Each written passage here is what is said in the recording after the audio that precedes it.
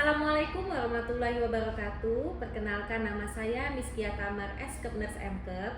Saya adalah dosen tetap di program studi ilmu keperawatan Pendidikan Profesi Nurse Fakultas Kesehatan Universitas Muhammadiyah Ahmad Dahlan dengan nomor NIDN 0210128601. Fokus utama saya adalah pada bidang keperawatan, khususnya keperawatan maternitas. Video ini dibuat untuk memenuhi salah satu persyaratan sertifikasi dosen, yaitu pernyataan diri dosen dalam bidang pengajaran.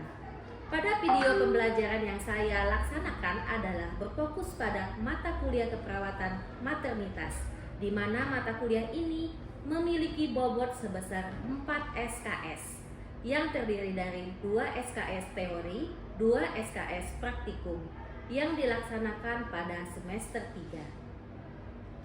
Perkuliahan dilaksanakan secara tatap muka dengan 16 kali pertemuan yang terdiri dari atas 14 kali pertemuan secara langsung dan 2 kali proses evaluasi, yaitu 1 kali ujian di tengah semester dan 1 kali ujian di akhir semester.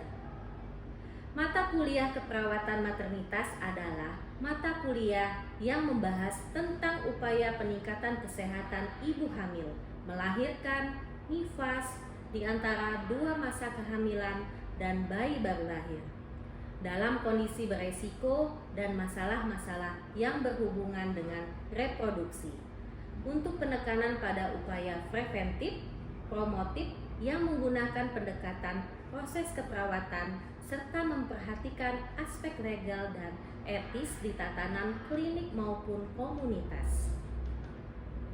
Selain itu, dalam mata kuliah ini, mahasiswa diberikan keterampilan dalam melakukan asuhan keperawatan antenatal, contohnya perawatan kehamilan seperti Leopold, senam hamil, dan asuhan keperawatan intranatal, contohnya menolong persalinan normal. Asuhan keperawatan postnatal, contohnya perawatan masa nifas seperti vulva hygiene, pijat oksitosin, dan senam nifas. Capaian pembelajaran ini adalah mahasiswa mampu menjelaskan tentang konsep asuhan keperawatan ibu postpartum, di mana asuhan keperawatan ibu postpartum itu mencakup manajemen laktasi. Materi pembelajaran yang saya sampaikan adalah mengenai manajemen laktasi yang masuk pada pertemuan ke-14, di mana nanti akan melaksanakan praktikum seperti pemeriksaan postpartum, senam nifas, breast care, pijat oksitoksin, manajemen laktasi, dan teknik menyusui.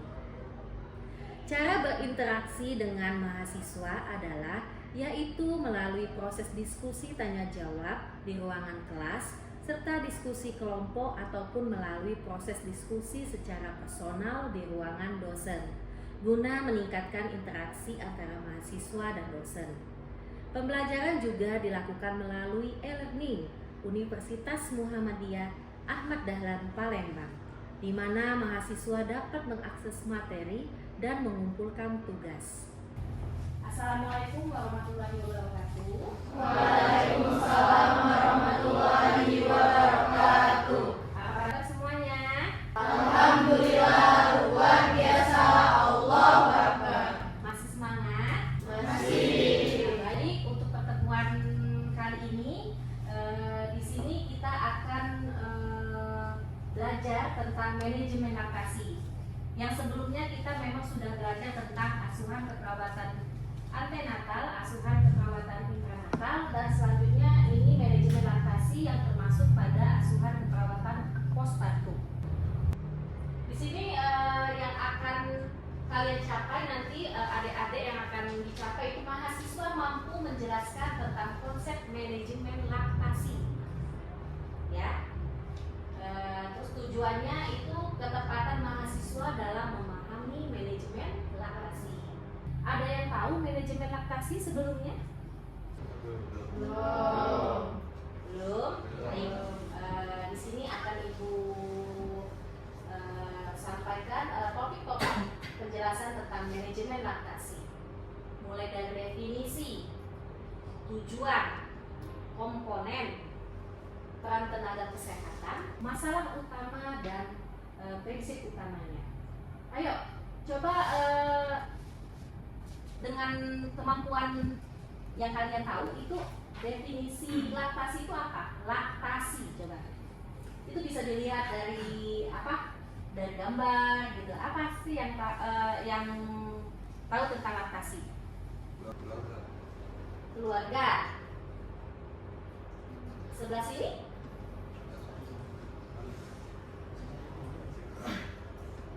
Belum tahu.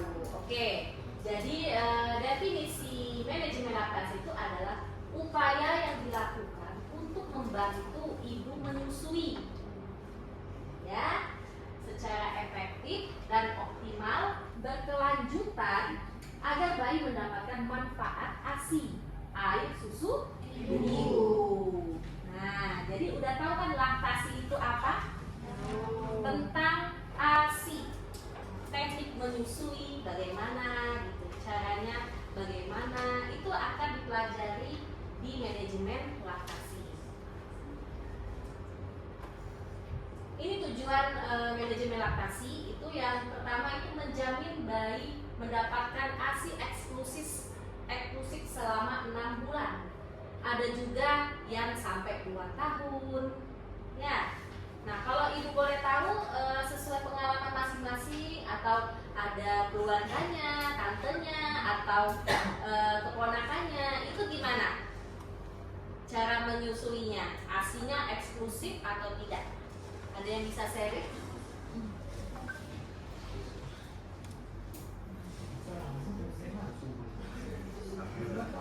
Ya, ada yang bisa sharing tentang ASI eksklusif? Apakah contohnya ini keponakan saya menyusui ASI tapi nggak eksklusif, dicampur dengan susu formula contohnya gitu.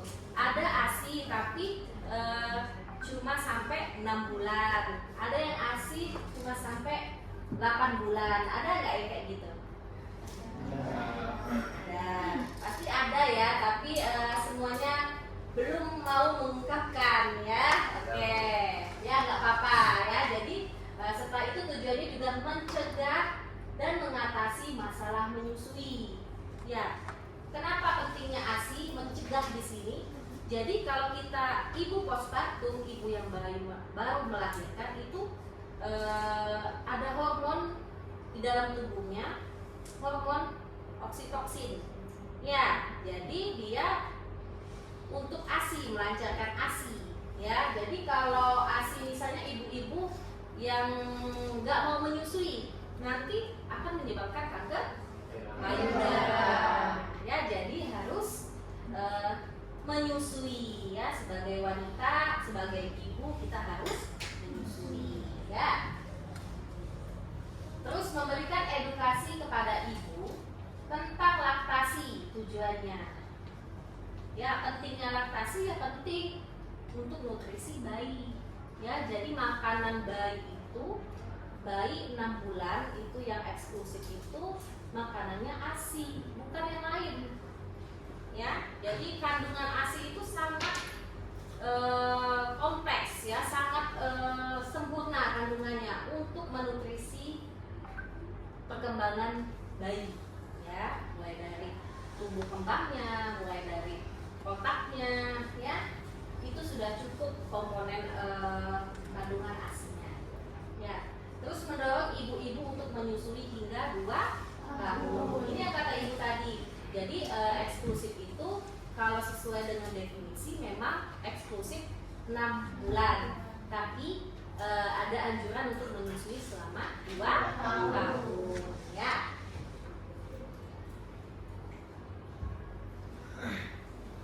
Ini komponen masalah manajemen laktasi. Ya, komponen manajemen laktasi. Yang pertama, jadi ASI itu sudah terbentuk dari awal kehamilan. Jadi dari proses kehamilan itu ASI sudah terbentuk. Ya, makanya di sini ada komponennya, itu persiapan sebelum persalinan. Ya, jadi di sini kita bisa memberikan edukasi sebagai tim tenaga keperawatan untuk memberikan edukasi. Nanti kalau kita kerja di rumah sakit, ada ibu datang dengan masalah, misalnya perutnya melilit mau melahirkan contohnya. Nah di situ kan kita akan memberikan edukasi, datang ke poli contohnya.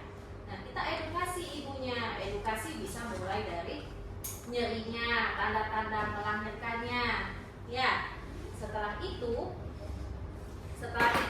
juga bisa memberikan tentang mempersiapkan mental dan fisik ibu, contohnya ya, mental dan fisik ibu supaya bagaimana fisiknya, mentalnya itu terjaga agar hormon yang ada di dalam tubuhnya itu hormon oksitosin itu meningkat sehingga ASINya lancar gitu ya. Jadi kalau ibu-ibu dengan keadaan mentalnya yang sedang down, misalnya yang banyak pikiran, stres, itu mempengaruhi kandungan dari ASINya ya. Jadi ASINya bisa seret gitu, ASINya nggak banyak gitu ya.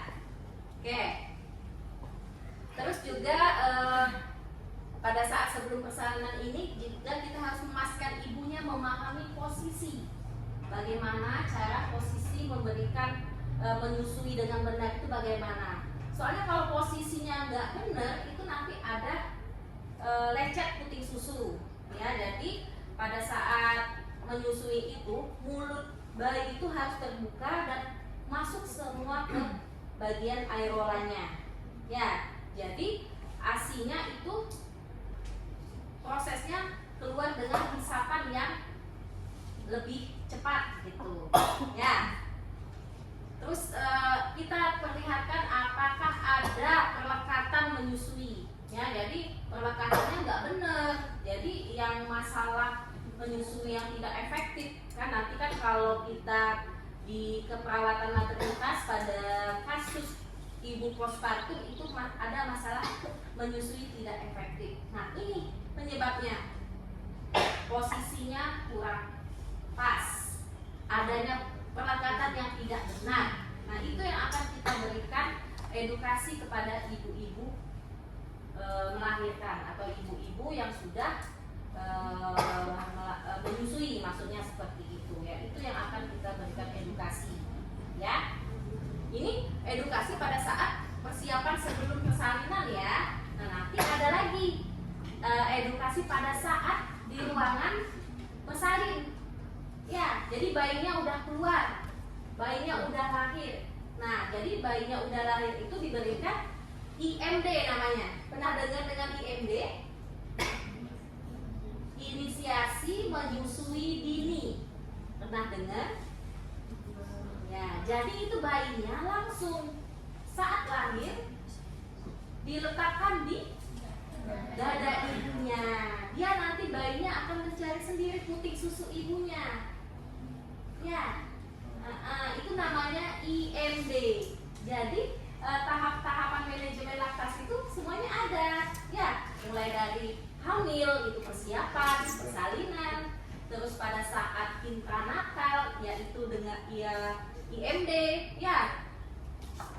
Dan juga nanti pada saat IMD itu bayinya udah diletakkan di atas dada ibunya, terus membantu refleks isap bayi ya, membantu refleks isap bayi dengan merangsang produksi ASI ya. Jadi nanti bayinya menghisap ya, dengan hisapan bayi itulah ASI ada rangsangan untuk keluar produksi ya. Jadi itu namanya ASI yang pertama itu namanya apa? Kolostrum. Itu banyak nutrisinya ya. Iya, jadi kolostrum itu warnanya kuning ya. Itu air susu ibu yang pertama namanya kolostrum. Nutrisinya sangat banyak ya. Terus yang ketiga, posisi dan pelekatan yang benar. Jadi dagu bayi itu menempel ya. Jadi contohnya seperti ini. Pegang.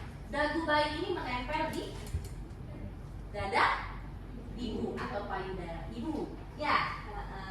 Bagi adik-adik yang cowok nanti kan bisa mendampingi ibunya. Nanti akan ada jadi calon ayah kan. Nah, dukungan suami sangat penting untuk menyusui, produksi ASINya juga semakin banyak. Ya, dukungan suami itu yang penting. Ya, jadi kalau nanti sudah berkeluarga kayak gitu, ya, jadi istrinya melahirkan, ya suamilah yang akan memotivasi, ya, banyak motivasinya dengan didampingi, pokoknya kasihlah kesenangan sama istrinya, begitu. Jadi kalau istrinya nyaman, senang, itu hormonnya meningkat, hormon oksitosinnya meningkat, jadi ASINya keluar lancar gitu. Dan juga nanti ada teknik-tekniknya. Kalau seandainya ASINya tidak lancar, bisa dilakukan pijat oksitoksin. Ya, nanti kita akan praktikum tentang pijat oksitoksin. Ya, nanti punggung ibunya dipijat, ya, dengan jempol memutar gitu. Nanti ada tekniknya, nanti akan kita pelajari pada saat praktikum. Ya. Terus mulut bayinya terbuka, ini yang ibu sampaikan tadi kan, mulut bayi terbuka lebar dan mencakup sebagian besar air kola yang ibu jelaskan tadi, ya. Terus bibir bayinya mengatuk ke luar, ya. Jadi kayak ngedot, nah kayak gitu aja. Jadi dot itu posisiin sebagai payung, ya. Nah, setelah itu selanjutnya yang keempat itu frekuensi menyusui. Jadi semakin banyak bayi menyusui, itu kan disarankan menyusui setiap kali bayi ingin, ya. Jadi setiap bayi ingin menyusui, ya diberikan ASI, disusui. Ya, semakin sering bayi menyusui, semakin banyak keluar ASINya, produksi ASINya semakin meningkat. Ya, rata-rata 8 sampai 12 kali. Ya, per 24 jam, terutama pada awal kehidupan bayi. Ya, tiap jam biasanya bayi menyusui, ya, atau per 2 jam gitu, ya. Pokoknya sesuka hati bayi. Makanya dikatakan setiap kali bayi ingin menyusui, ya, frekuensi menyusui. Jadi ada hubungannya frekuensi menyusui. Ya, frekuensi menyusui itu ada hubungannya dengan peningkatan produksi ASI. Ya. Sesuai dengan penelitian ibu juga, ya, ibu meneliti ini soalnya, ya. Oke, jadi ada pengaruhnya, ada hubungan frekuensi menyusui dengan produksi ASI, ya. Yang kelima itu pemerahan dan penyimpanan ASI. Nah, ini bila ibu bekerja, ya, jadi kalau kita kerja kan otomatis kan bayinya tidak menyusui, bayinya di rumah. Jadi untuk agar kita frekuensi ASINya tadi kan tidak dengan baik, jadi kita gantikan dengan diperah, dipompa, dipumping. Ya, jadi biasanya ibu-ibu menyusui itu bawa alat pompa, gitu ya. Nanti disimpan, ya, di kulkas, terus ada cooler bagnya, gitu nanti, ya. Nanti disimpan di kulkas di rumah, ya. Oke, di freezer, ya. Ada ininya ketahanan ASI pada freezer berapa lama, terus di dalam kulkas bawah berapa lama, gitu ya. Terus tanda cukup ASI. Jadi dilihat tanda cukup ASI itu dari buang air kecil bayi, ya. Berapa kali dia pipis, ya. Kalau biasanya bayi-bayi sekarang ini kan pakai pampers. Nah, lihatin aja berapa kali dia ganti pampers, ya. Oke, terus ya kalau nggak pakai pampers berarti berapa kali dia ganti cawutnya, gitu ya, basah, ya, itu dihitung. Jadi kalau 6 sampai 8 kali dia BAK, buang air kecil, berarti itu ASINya cukup. Oke. Terus berat badan bayinya bertambah, ya. Terus bayi tampak puas setelah menyusui, biasanya tertidur pulas, ya. Sampai di sini apa ada yang ingin ditanyakan? Dan komponen 6 yang ibu jelaskan tadi, ada yang ingin ditanya?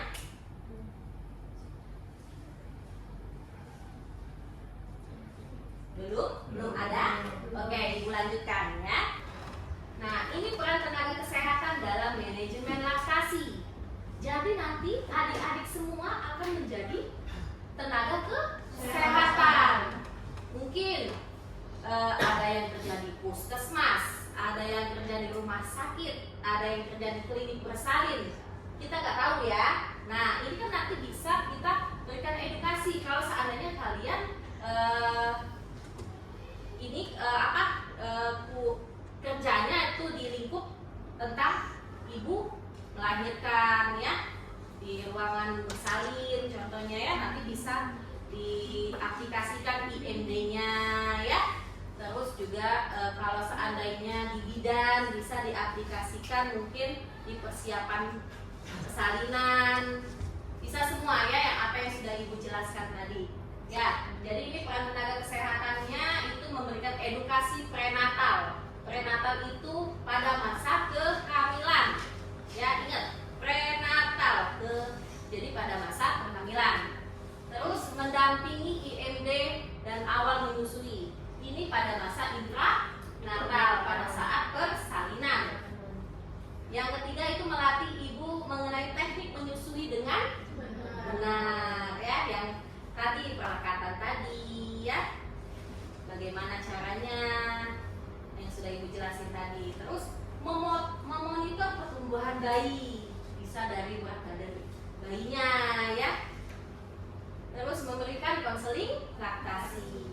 Konseling ini bisa terkait tentang penjelasan tentang ASI, manfaat ASI, tujuan ASI ya. Oke.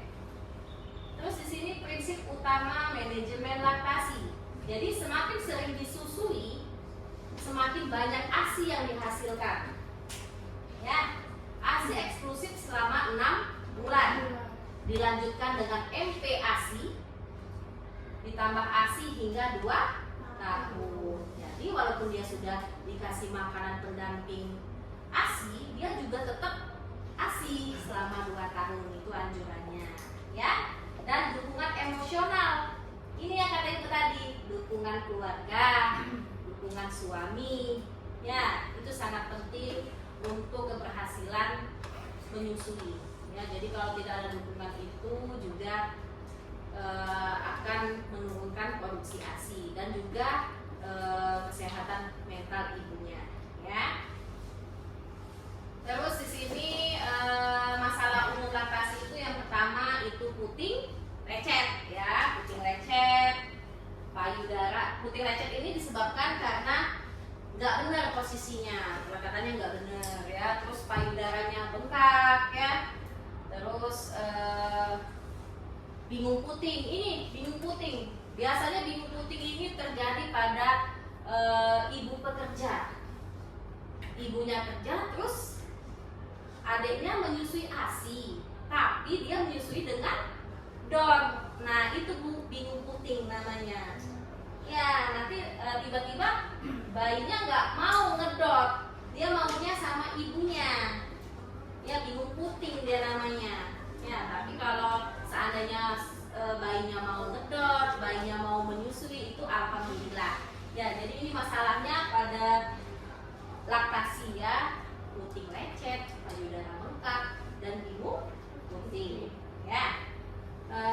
Terus ini jadi kalau puting lecet itu kita koreksi pelekatan ya, yang ibu sampaikan tadi. Terus gunakan salep ASI, salep ya, dikasih ada salepnya, salep alami untuk mengatasi puting lecet ya. Terus kalau payudaranya bengkak contohnya ya, berarti ya kita bisa kompres ya, kompres air hangat ya. Terus menyusuinya juga lebih sering ya. Jadi kalau kita menyusui nggak sering nanti bengkak dia, terus juga bisa ngebes gitu ya. Oke. Terus kalau untuk yang bengkak tadi ya, kita harus rangsangannya lebih sering, istirahat cukup ya, teknik menyusui dengan benar ya. Ini yang ibu sebut tadi, bingung puting, hindari pemberian DOT di awal kelahiran ya. Kalau bisa kita pakai sendok ya, pakai sendok masukin ke mulut bayi gitu. Kalau enggak ada juga yang pakai pasa. Nah, ya. Silakan bertanya. Ayo. Siapa yang mau bertanya? Ya, silakan Adek. Namanya siapa?